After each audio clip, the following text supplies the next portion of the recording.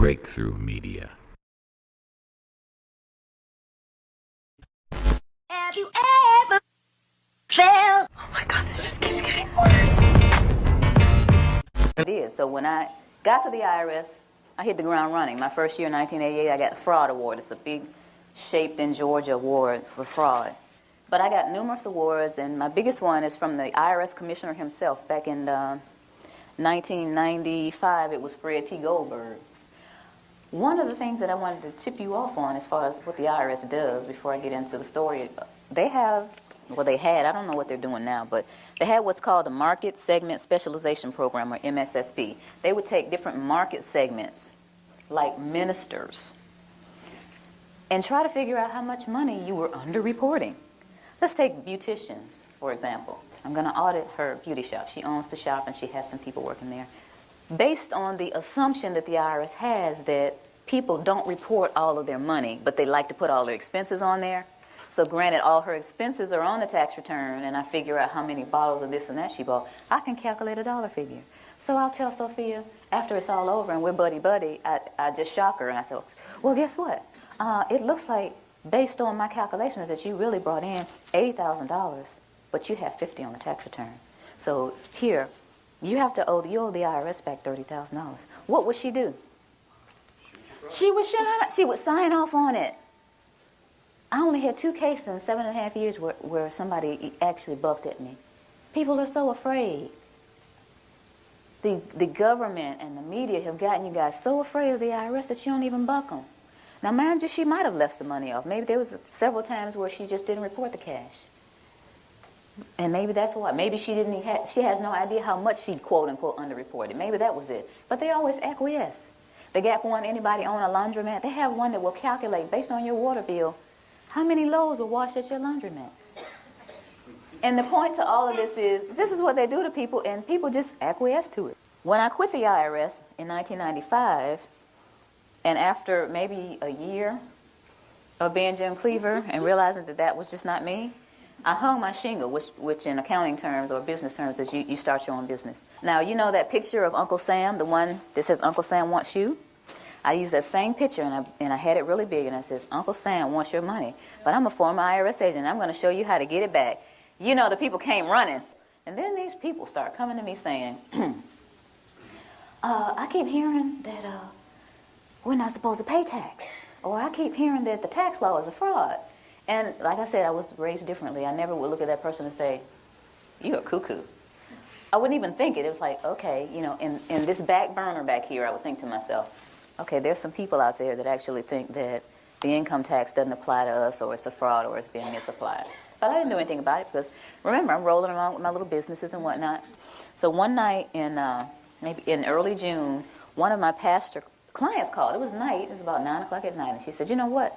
I think it was maybe a Wednesday night, after her Wednesday night service. She said, I've got this parishioner that just keeps bugging me about this income tax. She's talking about that we're not liable for the income tax, and she wants to talk to you. Can I give this lady your telephone number? And I said, okay. So maybe about 10 minutes later, this lady called me. She said, I have a question for you. Are we supposed to pay income tax or not? And I said, okay. Do you want the cuffed answer or do you want the real answer? She said, I want the real answer. I said, well, I really don't know. You know, even though I'm a former IRS agent, I haven't done the research, but I hear that there's a credible body of evidence out there that says that we don't owe the income tax. I was okay. I mean, I took the information. I was sitting there listening like, okay. And, you know, I said, okay, this lady had a lot of information. I don't know where she got it from. So a few weeks later, she called me again and she said, Miss Jackson, remember that information I told you on the phone? It's in the USA Today. Pull it up on the internet. Okay, so I got the USA Today. It was July 7th, 2000. And it says, Dear We the People, most citizens are not required to file an income tax return. The 16th Amendment to the Constitution is a fraud. And if you file, you waive your Fifth Amendment rights. I said, okay, that's some other stuff she was saying. Now, this is a lot of reading.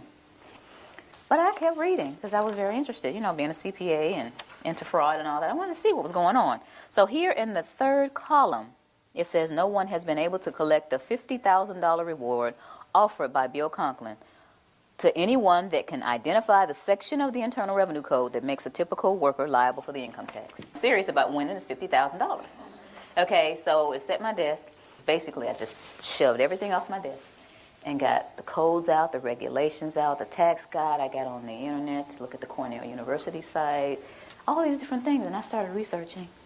And 2 weeks later, I said to myself, oh my goodness, we have a problem here. It doesn't look like I'm going to win this money. And I was sitting there at my desk thinking, this thing is a fraud. 2 weeks it took me to sit there and realize that. I didn't just look at the positive, I looked at the negative, I looked at the IRS site.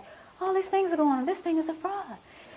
Being a CPA and a former IRS agent, I sat there at the desk, I was by myself, and all these thoughts started going through my head. The first thought was, now I finally open up the codes and regulations. Because see, at the IRS, they trained us with these little guides. We didn't use the codes and regulations. We would get one of these, and you would have to read it, understand it, and pass this little test. And all these little guides that I got, I read them, and I made A's on all my tests. And I thought, and I guess the rest of the agents in training thought, that the information that was in here was the same that was in those thick codes and regulations. But it's not necessarily the same. The things that are in these training manuals are not necessarily the same thing as in the codes and regulations. I learned that in my studying. In the time that I was doing the research, I also learned about the Pocket Commission. Now, I'm going to let this go around the room, but y'all got to give it back. This is the outside that I purchased of the Pocket Commission that I had. And before I left, I had the sense of mind to make a copy. This is the little badge I used to flip out at people and say, give me your books and records. Give me your bank statements. Give me all your credit cards, And, people, okay, here. Even the counties, I go to the county, do it. I go just about anywhere and flip this little thing out and get whatever I wanted. There's a lot of power nuts out there doing that, guys. Y'all know it. Half of you already know about it. There's an enforcement pocket commission, and there's a non-enforcement pocket commission.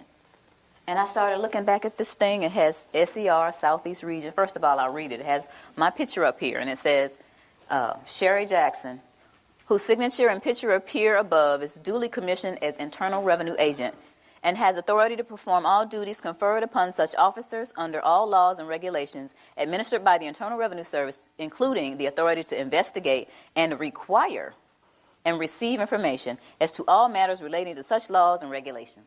And it has SER and some other numbers and an A. And based on this Internal Revenue Manual, A means administrative. So I'm an administrative clerk out there on the front lines. And I'm an administrative clerk with a non-enforcement pocket commission. Okay, so I'm starting to get angry here. Starting to think about all that. I had to take bribes and get little tape recorders taped to my body and the little microphones on me and go in and take bribes from people. But, thinking about stuff like that, what they got me out here, and I'm thinking I really have authority. And this is administrative, non-enforcement pocket commission. That was one of the other things I thought about.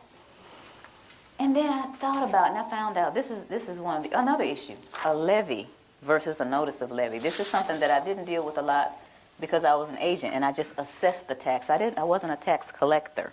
I just assessed it. So this is a notice of levy. And someone said, hey, this is a notice of levy. This is what the banks get, or your job or whatever. They said, look at the back of it. So I'm looking at the back of this notice of levy, and it says Section 6331, levy and distraint.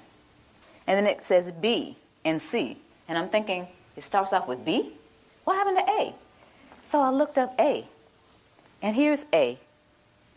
And it says levy may be made upon the accrued salary or wages of any officer, employee, or elected official of the United States, the District of Columbia, or any agency or instrumentality of the United States or the District of Columbia by serving a notice of levy.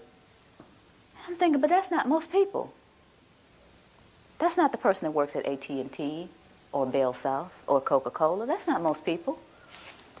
Aren't people noticing that the A isn't on here? Aren't they curious about it? Why are they doing this? All this is going through my head during this period of time, then I'm realizing that there's a rat in the camp. That's what I call it.